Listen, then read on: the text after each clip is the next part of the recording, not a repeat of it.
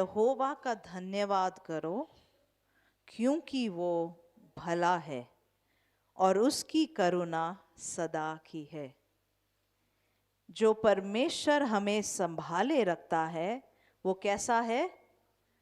कैसा है? सबकी आवाज सुनना चाहूंगी। कैसा है? भला। तो जो परमेश्वर आपके ऊपर अपनी नजर रखता है, जो परमेश्वर आपको संभालता है, जो परमेश्वर आपके साथ दिन रात रहता है, जब आप सो भी रहे हैं आपकी तरफ अपनी नजर रखता है, वचन कहता है वो सोता नहीं है। वो परमेश्वर कैसा है? भला। हमारा परमेश्वर भला है और उसकी करुणा सदा की है।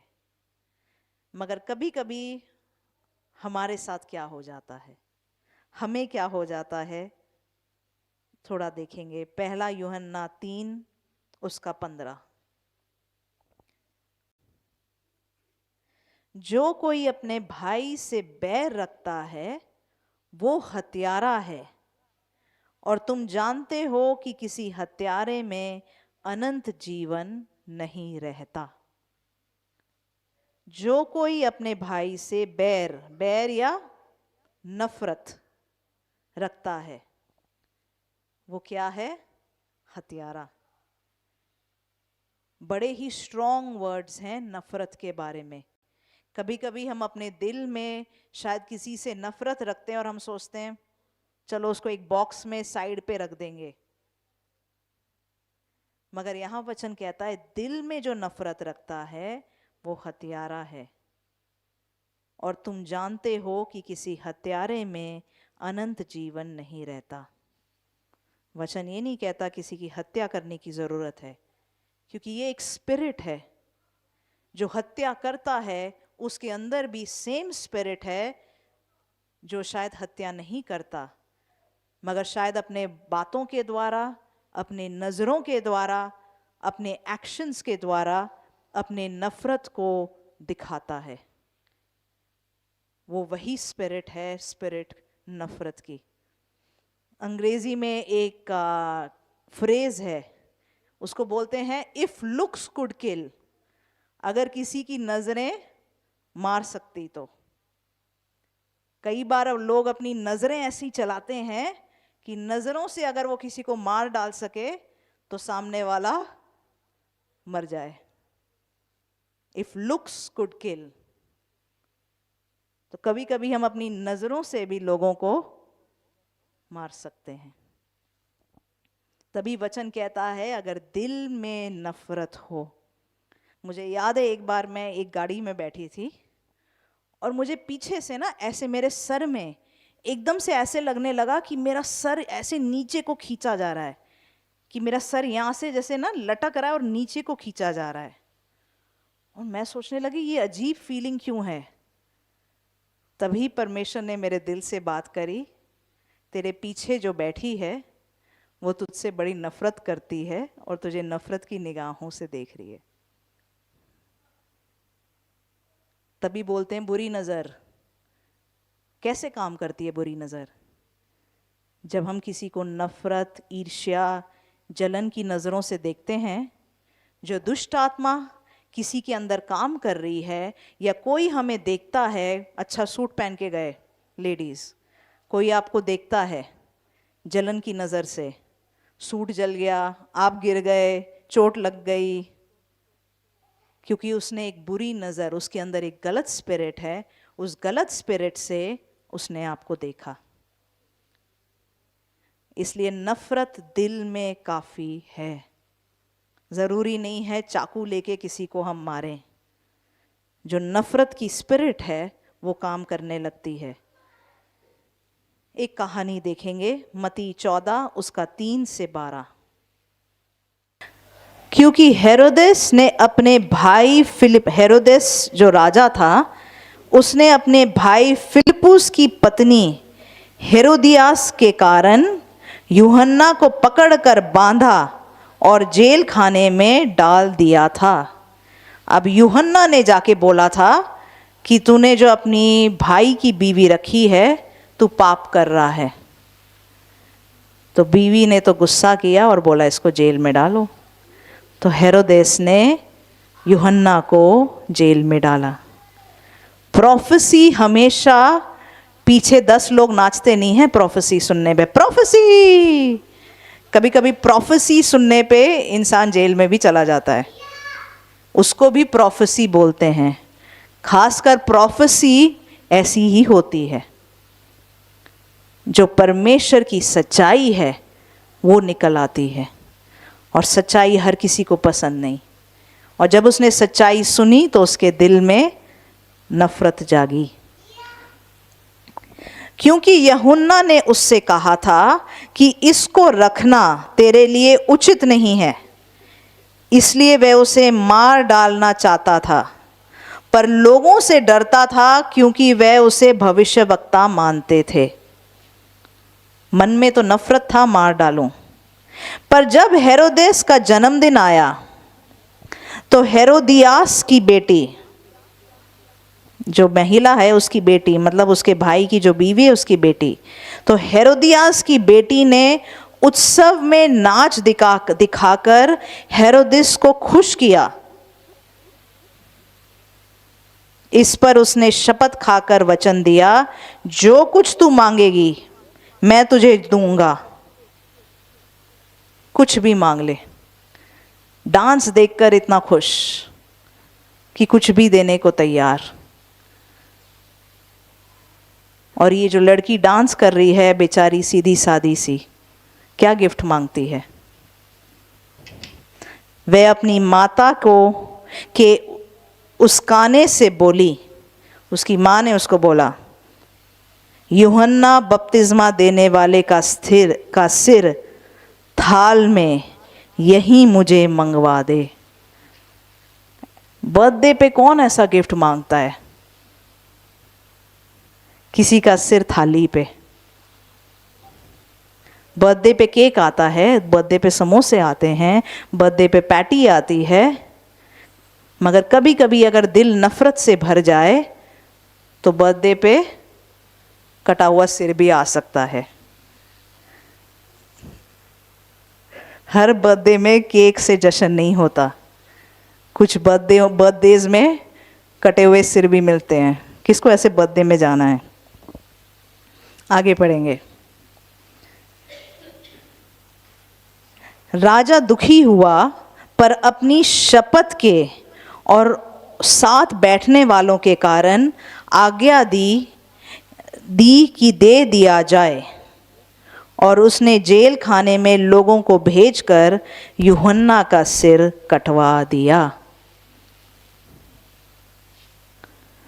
प्रचार करना, सच बोलना हमेशा अच्छा नहीं है, सिर कट सकता है। और उसका सिर थाल में लाया गया और लड़की को दिया गया, जिसे वह अपनी माँ के पास ले गई।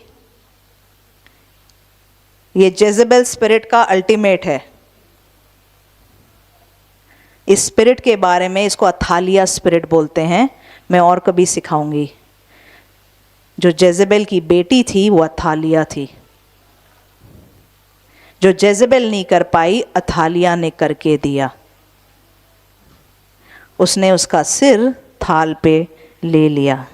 तब यूहन्ना के चेले आए और उसके शव को ले जाकर गाड़ दिया और जाके यीशु को समाचार दिया। जो नफरत है इंसान को कुछ भी करने तक फोर्स कर सकती है, इंसान को किसी भी लेवल तक गिरा सकती है। कभी कभी लोगों को लगता है मेरे अंदर जो नफरत है ना वो मेरा पावर है, क्योंकि जब मैं किसी को उन नज़रों से देखूंगी ना वो खड़े भी नहीं हो पाएंगे। किसी के साथ मेरा नफरत का गेम चल गया तो वो क्या कर लेंगे। नफरत को लोग पावर मानते हैं। कभी कभी आप में से ऐसे लोग भी बैठे हैं जो दूसरों की नफरत से शायद डर जाते हैं। मुझे एक बार याद है, मुझे एक समय था मेरी लाइफ में, मुझे चाहे आशीष मिल भी जाए, मैं किसी को बोलती नहीं थी कि अच्छा मेरे पास ये है या परमेश्वर ने मेरे लिए ये किया वो किया, क्यों मुझे सामने से फीलिंग आती थी नफरत की। चाहे जो भी आशीष आए भी मैं बोलती नहीं थी। मैं हमेशा अपनी आशीषों को या ब्लेसिंग्स को कम करके दिखाती थी, क्योंकि मैं किसी के अंदर नफरत नहीं जगाना चाह रही थी। मगर बाद में मुझे समझ में आया ये मेरी गलती नहीं, ये सामने वाले की गलती है। अगर उसके दिल में नफरत आ रही है, ये मेरी गलती नहीं है। तो मैं अपनी आशीषों को क्यों डाउन प्ले करूं? मैं अपने गिफ्ट्स को क्यों डाउन प्ले करूं? आज हम परमेश्वर से मांग सकते हैं। नफरत एक पावर नहीं है। रोमियो 12 उसका 21। हम सोचते हैं जिसने सबसे ज्यादा नफरत दिखा दी, जो गेम में जीत गया, नफरत के गेम में वो जीत गया। मगर वचन क्या कहता है? रोमियो 12 का 21 कहता है, बुराई से ना हारो, परंतु भलाई से बुराई को जीत लो। जब सामने से लोग आपको नफरत करें, चाहे आपके परिवार के जन हो, आपके पड़ोसी हो, चाहे कोई भी हो, वचन कहता है भलाई से बुराई को जीत लो। उसका मतलब है जो प्रेम परमेश्वर हमारे अंदर डालता है, हम किसी की नफरत के ऊपर जीत पा सकते हैं। इसी को बोलते हैं परमेश्वर का राज्य आना। जब हमारे आसपास लोग हमें नफरत दिखाएं, नफरत से बातें करें, हम परमेश्वर के प्रेम में फिर भी चलें। ऐसे हम जीतते हैं। ऐसे ऐसे लोग रहे हैं मेरे जीवन में जिन्होंने मतलब बिना बात के सालों साल मेरे से नफरत करी, मगर मैं परमेश्वर की उपस्थिति में बैठ के मैंने परमेश्वर से प्रेम मांगा। और मैं खुद चौंक जाती थी कि जो लोग सामने से मुझे नफरत करते हैं, वो मुझे देख भी नहीं पाते हैं, उनसे मैं कैसे खुश होकर बात कर रही हूं। परमेश्वर का प्रेम ज्यादा पावरफुल है। बुराई को हम भलाई से जीत सकते हैं। आमेन। एक लास्ट आयत देखेंगे, प्रेम होता क्या है। 1 कुरिन्थियों उसका 13।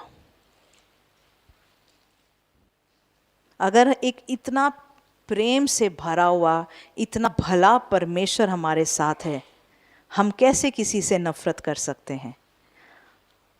जब हम उसकी तरफ देखते हैं, आज जब हम वर्शिप कर रहे थे, हम अगर उसकी उपस्थिति से भरते हैं, हम उसकी तरह हो जाते हैं। हर नफरत हमसे निकल जाती है और प्रेम के साथ हम डील कर पाते हैं। 1 कुरिन्थियों 13। यदि मैं मनुष्यों और स्वर्गदूतों की बोलियां बोलूं, मतलब मैं बड़ी बड़ी अनॉइंटिंग्स रख लूं, और प्रेम न रखूं तो मैं ठनठनाता हुआ पीतल और झंझनाती हुई झांझ हूं। और यदि मैं भविष्यवाणी कर सकूं और सब भेदों और सब प्रकार के ज्ञान को समझूं, और मुझे यहां तक पूरा विश्वास हो कि मैं पहाड़ों को भी हटा दूं, मतलब gifts of the Holi spirit मेरे अंदर भरे पड़े हैं, मैं गिफ्ट्स में चल रहा हूं, परंतु प्रेम ना रखूं तो मैं कुछ भी नहीं। जहां हम सोचते हैं मेरी नफरत मेरा पावर है, मेरे गेम्स मेरे पावर हैं, परमेश्वर कहता है अगर मेरे अंदर प्रेम नहीं तो मैं कुछ भी नहीं। यदि मैं अपनी संपूर्ण संपत्ति कंगालों को खिला दूं या अपनी देह जलाने के लिए दे दूं, कभी कभी हम कॉम्पनसेट करते हैं, कहीं किसी को नफरत दिखाते हैं, किसी का खून करवाते हैं, कभी कुछ करवाते हैं, और दूसरी तरफ हम सोचते हैं चलो जाके दान देते हैं। कॉम्पनसेशन। और प्रेम ना रखूं तो मुझे कुछ भी लाभ नहीं। प्रेम कैसा है? प्रेम धीरजवंत है और कृपालु है। प्रेम डाह नहीं करता, प्रेम अपनी बढ़ाई नहीं करता, मतलब दूसरों को भी कुछ तो समझता है, और फूलता नहीं, बलून के जैसे हवा से भरता नहीं। वह अनरीति नहीं चलाता, वह अपनी भलाई नहीं चाहता, झुंझलाता नहीं, बुरा नहीं मानता, कुकर्म से आनंदित नहीं होता, परंतु सत्य से आनंदित होता है। वह सब बातें सह लेता है, सब बातों की प्रतीति करता है, सब बातों की आशा रखता है, सब बातों में धीरज धरता है। प्रेम कभी टलता नहीं। भविष्यवाणियां हो तो समाप्त हो जाएंगी, भविष्यवाणियां हो तो समाप्त हो जाएंगी, भाषाएं हो तो जाती रहेंगी, ज्ञान हो तो मिट जाएगा, क्योंकि हमारा ज्ञान अधूरा है और हमारी भविष्यवाणी अधूरी। परंतु जब सर्व सिद्ध आएगा तो अधूरा मिट जाएगा। हम अगर परमेश्वर के साथ एक होना चाहते हैं, परमेश्वर के जैसा होना चाहते हैं, हम सिर्फ गिफ्ट्स के पीछे, ब्लेसिंग्स के पीछे नहीं, हम उसके प्रेम में चलने वाले बने। आमेन। आइए आज हम मांगे। पवित्र आत्मा के जो फ्रूट्स हैं क्या है? सबसे पहला क्या है? प्रेम। तो अगर पवित्र आत्मा हमारे साथ है तो हमारे अंदर क्या है? प्रेम। तो आज हम परमेश्वर से वो प्रेम मांगे। परमेश्वर मुझे अपने प्रेम से भर, मेरे अंदर से नफरत निकाल। आइए खड़े होते हुए आंखें बंद करें और परमेश्वर के सामने वो मांगे। क्योंकि अगर आज हम जीतना चाहते हैं, बुराई के ऊपर जीतना चाहते हैं, सामने से 3 गालियां आई तो हमने 5 गालियां दे दी, तो उससे हम जीते नहीं।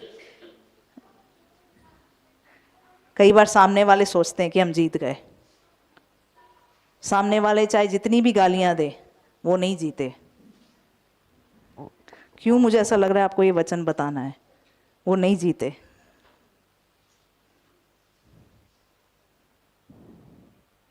उनको लगता है अगर जब तक, मतलब जिसने सबसे ज्यादा गालियां दे दी वो जीता। नहीं, बुराई को भलाई से जीता जा सकता है।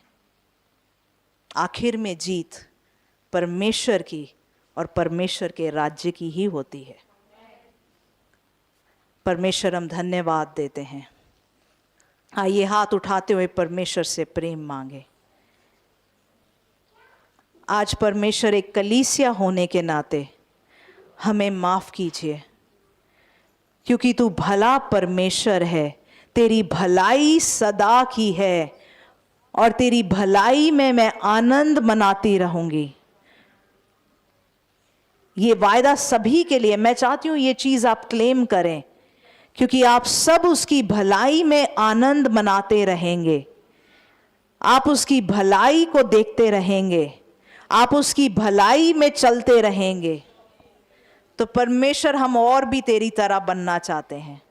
हम तेरे प्रेम से भरना चाहते हैं, हम उस धीरज से भरना चाहते हैं, तेरी गुडनेस से हम भरना चाहते हैं। परमेश्वर, आज हमारे घरों में, हमारे दिलों में, हमारे परिवारों में तेरा राज्य आए, बुराई के ऊपर भलाई जय पाए, प्रभु यीशु मसीह के नाम से। आमेन।